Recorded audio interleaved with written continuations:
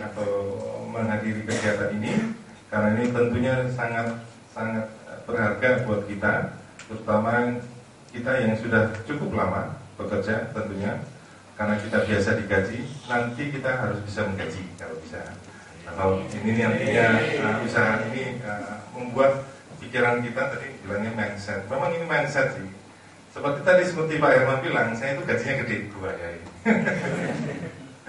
Tapi saya itu sebenarnya juga punya cukup modal gitu kan.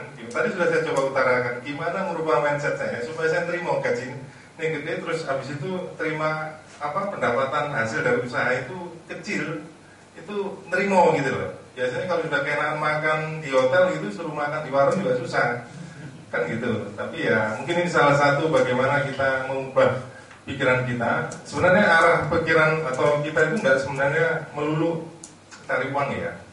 Yang penting sebenarnya, saya dengar itu dari Mario Teguh. Enak ngomongin Mario Teguh ya, dan ngelakon ini angel. Jadi sebenarnya usaha itu bagaimana kita membuat di sekitar kita itu ikut itu berkembang. Dia mestinya kita nggak usah berpikir masalah uang. Bagaimana membuat keluarga atau masyarakat atau teman atau orang yang ada di sekitar kita itu juga ikut bisa menikmati hasilnya. Jadi uang itu akan ngikutin apa yang sudah kita lakukan terhadap yang di sekitar kita. Jadi mindsetnya jangan cari uang. Saya sih sebenarnya salah sebenarnya. Mindsetnya cari uang ya, jadi mestinya bagaimana membuat keluarga atau masyarakat di sekitar kita menjadi lebih sejahtera dan membuka lapangan kerja ke teman-teman atau keluarga atau masyarakat yang lainnya. Jadi saya pikir itu sih pengetahuan saya tentang wirausaha, karena saya 20 tahun lebih kerja di gaji. Jadi saya nggak punya pemahaman tentang bagaimana sebenarnya wirausaha, sehingga mari kita sama-sama menikmati 2 hari kegiatan ini, dan semoga ini sangat-sangat bermanfaat untuk mengubah cara berpikir kita dan bagaimana kita menjadi seorang wirausaha atau menyiapkan pikiran kita atau hati kita untuk bisa menjadi seorang wirausahawan atau wirausahawati gitu ya. Dan saya sekali lagi terima kasih atas keseriusan atau kerelaan teman-teman untuk datang ke sini untuk bisa bersaring atau menghadiri acara ini. Dan saya tadi juga diinformasikan oleh Pak Buku, mestinya tadi Pak Darus datang ke sini, tapi beliau kelihatannya kurang gitu sehat, jadi minta saya dilanjutkan. Ya kita juga berdoa supaya Pak Darus juga tetap sehat sehingga bisa tetap bersama-sama kita kayak hari ini ke depannya dan sampai masa-masa yang akan datang. Saya pikir itu yang bisa saya sampaikan, dan sekali lagi mudah-mudahan acara ini benar-benar sukses, karena ini adalah materi yang kita harapkan menjadi ilmu untuk kita nanti setelah tidak bekerja lagi baik di KPA maupun di Bupati. Dan untuk itu saya nyatakan untuk acara kegiatan entrepreneurship program ini yang diselenggarakan oleh KPA, saya nyatakan dibuka, dan semoga ini menjadi manfaat kita untuk semuanya. Terima kasih. Tanggap seperti tadi waktu saya jadi takut Pak, tiba-tiba saya heran, apa saya salah tempat ya? Tiba-tiba ada rencana evakuasi, jadi mau handphone yang pakai sirinnya diganti Pak. Ada poin lagi semua. Karena saya biasa di kota besar, ternyata begini larinya. Bapak bahkan tadi tanya, kalau kejadiannya di pintu utama, itu nggak pernah saya pikir Pak.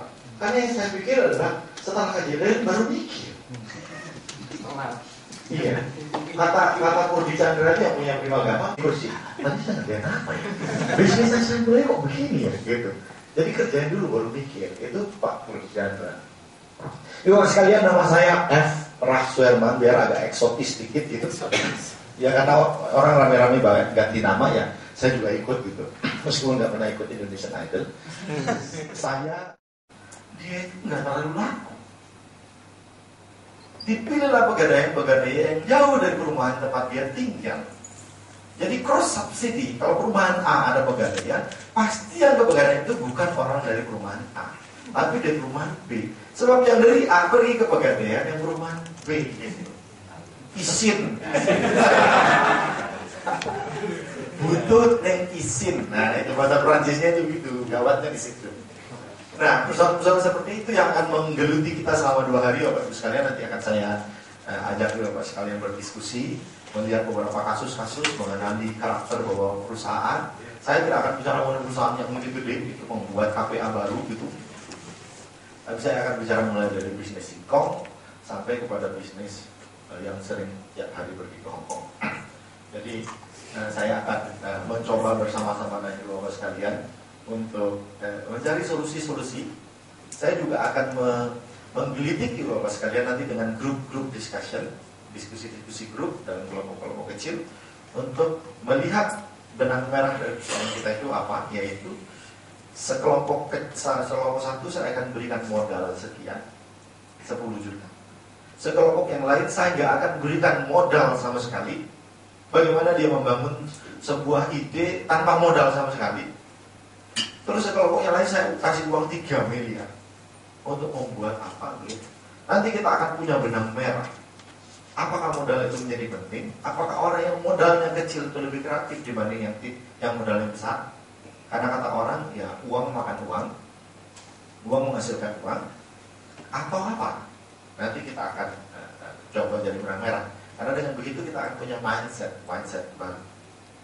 Saya akan juga atas izin memberikan pelatihan di sini selama 2 hari, akan juga memberikan beberapa inspirasi yang mungkin baru-baru, misalnya, sekarang itu ada seminar-seminar yang aneh-aneh, membeli properti tanpa pakai uang. Waduh, gimana? Soalnya properti itu dimasukinnya paling gampang oleh orang yang punya uang maupun tidak punya uang. Sekarang ini Pak, kalau kita bicara, kalau Bapak punya uang nggak tahu apa-apa itu lebih gampang Pak. Tinggal titipin ke saya tinggal ngabisin atau perbanyak, kan pilihannya cuma 2 kan. Sederhana kan? Dihabisin, saya minta maaf Pak. Kalau misalnya dibanyakin, saya tinggal minta bagian gitu. Tinggal minta maaf, saya minta bagian, gampang Pak. Sederhana kan? Gitu. Yang persoalan dengan ketemu dengan orang yang nggak punya uang, sementara kita juga nggak punya uang, itu persoalan. Yang adalah ada 2 ide beradu. Nah, ketika 2 ide ini cemerlang, bisa saja menjadi uang besar. Di situ kita coba, mencari celah-celahnya. Bapak Ibu sekalian, saya orang Jawa, jadi siapa yang orang Jawa di sini Pak? Oh, semua ya Pak? 80-90% Jawa. 100% Pak.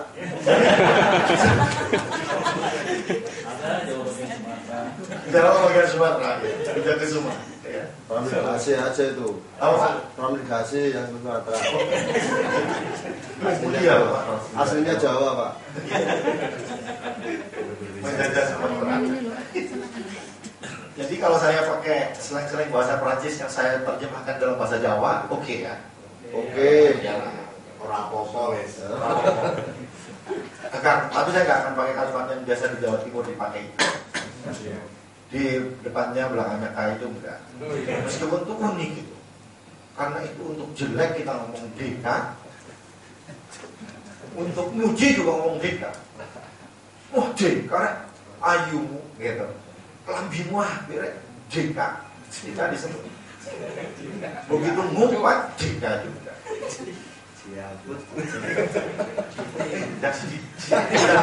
Jangan keras-keras Pak, tapi lebih keras Pak. Alah, gitu. Saya tidak akan terlalu serius Pak. Saya mungkin salah kostum hari ini Pak. Jadi, karena saya pikir semua orang-orang pakai jas semua, saya pikir Pak, saya nggak pakai jas lah. Karena saya pikir ini juga masih salah kostum. Jadi don't worry Pak, nanti siang saya sudah berubah wujud gitu.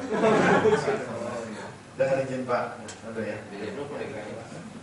Supaya saya kelihatan enggak enak banget gitu. Tapi saya pikir daripada salah kostum, lebih baik saya mulai dengan kostum ini. Mas sekalian, kalau kita bicara mengenai entrepreneur, tapi sebelumnya ada tanya-tanya kan tentang saya Pak, biar agak gaya sedikit. Saya tinggal di Cibubur Pak, di Jakarta, 30 tahun di Jakarta. Oh iya Pak. Ya, itu saja. Punya cucu 1. Istri Pak, berapa? Kalau cucu 1 itu di atasnya nggak usah dipikirin Pak. Yang penting cucu. Kalau biasanya cucu 1 itu udah punya istri Pak. Soal istrinya berapa itu kadang-kadang kan nggak terlalu penting. Sekarang itu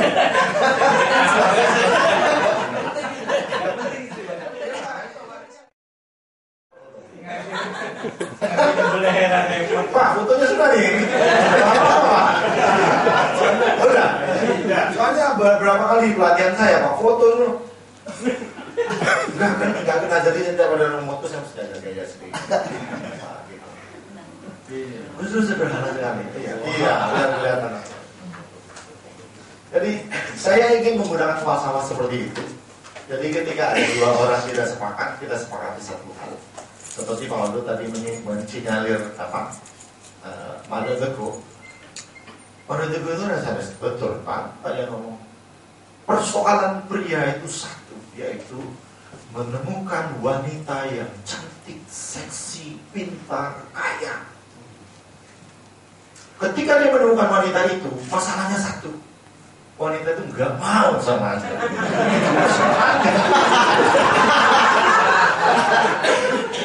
Itu masalahnya. Iya, ini bukan salah ini. Aduh, ini pas benar kan? Bagus, pas benar. Kalau nggak pas benar, saya ulangi. Trauma. Benar. Berkali-kali saya difoto itu. Namanya kalau berfoto bergaya. Oh, bapak kayak James Bond. Kalau gitu Pak, hidup itu harus fun. Karena kalau fun, kalau kita ketawa dalam prinsip entrepreneurship ada pepatah Cina dikatakan, kalau Anda tidak mampu tersenyum, jangan buka toko. Sederhana. Nah, saya itu lagi di mana tuh kalau pasal? Mana? Oh, bukan. Jadi sebenarnya Pak, berpikir prinsip-prinsipnya. Kalau Anda tidak mampu tertawa, tidak bisa menunjukkan ini, jangan buka toko. Kali-kali ini kok nggak canggih sih bikin peribahasa yang canggih itu kayak Mario Teguh begitu selesai nggak bisa dibaca. Dibaca 7 kali nggak ngerti artinya kan gitu. Ini kalau nggak bisa tertawa jangan buka toko. Sangat sederhana. Artinya pada akhirnya relations, hubungan baik, ramah sama orang. Pada akhirnya itu yang kadang-kadang dibeli dalam sebuah entrepreneurship. Karena wirausaha itu kalau Bapak tidak tersenyum pada orang, nggak ada yang menggaji bulan depan, nggak ada yang memberikan income buat kita bulan depan. That's the point. Itu pada akhirnya kita menyadari satu hal, bahwa sebetulnya kekuatan kita dalam entrepreneurship itu bukan uang. Kalau dari bahasa saya, tentu saja uang menghasilkan uang itu wajib. Itu sudah given, nggak usah dibahas Pak. Orang punya uang menghasilkan uang banyak itu sudah wajib. Meskipun nanti saya juga memberikan beberapa inspirasi, ada orang yang punya uang gagal memutar uangnya karena beberapa faktor, nanti kita akan bahas supaya kita juga saling mengambil benang merahnya. Tetapi itu kita nggak usah bahas. Yang kita bahas adalah kalau Anda punya kemampuan uangnya sedikit, apa yang harus lebih banyak ditolong? Your personal resiko besar. Ada nih, ya, yang itu yang kita ingin hindari Pak. Nekat dalam pengertian pikiran Bapak tadi itu, yaitu nekat di mana kita masuk kepada sebuah ide tanpa ada pertimbangan, perhitungan apapun. Wis mongko urusan mongko. Nanti aja lah jalanin aja dulu. Soalnya kalau dipikir matang-matang segala macam, enggak jadi juga. Bonek Pak. Bonek. Iya. Bonek. Mulai Jakarta Manopo Garut. Bonek Pak. Pokoknya udah naik kereta itu. Kalau perlu kondektor dikerubutin, pulang lagi Jakarta. Saya mau mendapati ketemu dengan banyak orang yang jago-jago Pak. Misalnya mau Hairul Tanjung, mau semuanya. Kalau dia tanah mana gitu, kita supaya orang-orang yang hebat di berbagai level bisnis bagi saya itu biasa Pak. Satu orang tiba-tiba di ujung sana bilang, Pak, saya setia pada diri sendiri. Benar-benar juga ya. Kepentingan Anda sendiri itu yang paling penting ternyata, bukan kepentingan penjual dan pembeli. Saya menganut rezim di dalam sales, orang yang tidak pernah percaya penuh bahwa yang namanya konsumen adalah raja. Saya sudah lupakan itu Pak, sudah lama Pak. Hari ini konsumen itu nggak perlu jadi raja Pak. Kalau di Bandung ada karya ubi ya, iya, dia bikin roti dari ubi. Di tes itu ubi itu ternyata rasa nggak seperti tepung gandum Pak, contohnya gandumnya diparut sama dia, kemudian di crush, dikeringin, habis itu di crush itu apa ya? Bahasa Jawa itu. Iya, di blender itu jadi tepung. dicoba lagi, gagal, bantat, gamkar, nah, bantat itu sama jangan salah ya, salah huruf ya.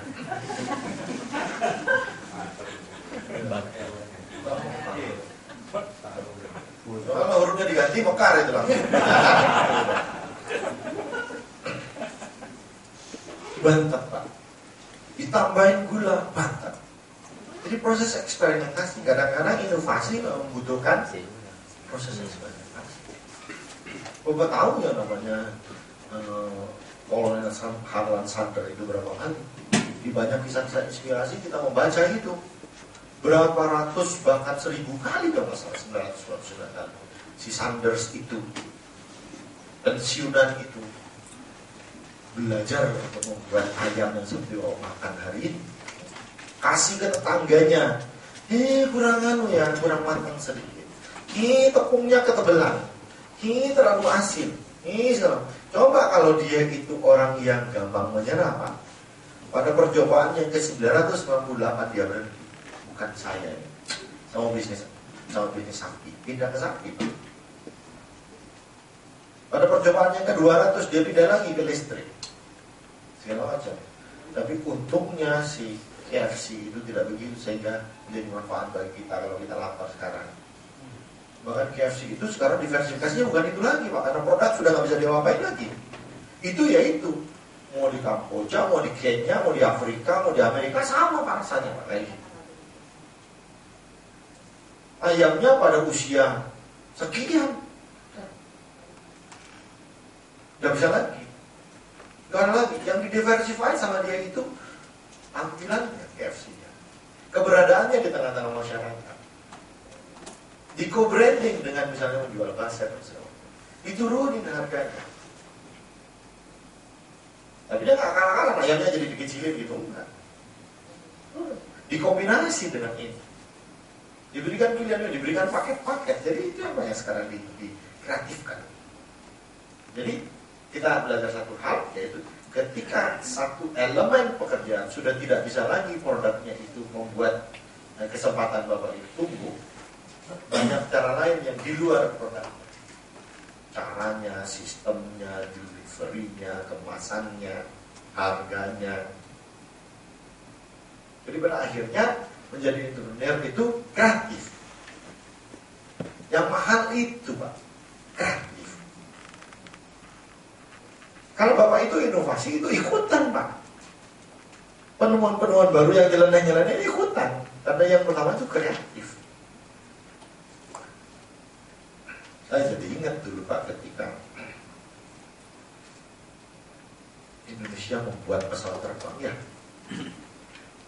Itu sebetulnya menurut saya ekonomi kreatif sekali Pak. Yaitu pikiran pemerintah saat itu, daripada saya membuat mobil berpacu dengan Jepang dan Korea. Saya kalau salah pernah ingat ucapan Presiden Soeharto dulu, daripada saya membuat mobil, saya jual 300 mobil, 500 mobil, kira-kira begitu ucapannya. Lebih baik saya bikin pesawat satu. Menjual 300 mobil itu susahnya bukan main. Partnya, komponennya, distribusinya, harganya, fleet apa segala macam, apa terus ada lagi mock-up, wah R&D gitu kan, bikin pesawat satu aja, jual satu gitu kan, gampang. Di launch CN235, ingat tahun berapa? 20 tahun lalu, ingat? Enggak ya kira-kira. CN235 diresmikan oleh beliau. Namanya apa? Ingat? Tuko. Akhirnya mengalami persoalan penjualan, fly by wire. Profesor Ing Habibie Beja. Apa yang terjadi Pak? Dijual, ditukar beras ketannya, ditukar oleh Malaysia juga dengan berkot saga yang jadi aksi citra. Orang bilang ini salah ini. Yang salah bukan pesawatnya, yang salah itu namanya, dikasih nama Tuko. Karena Tuko itu singkatan sing tuku ra teko-teko, sing teko ra tuku-tuku.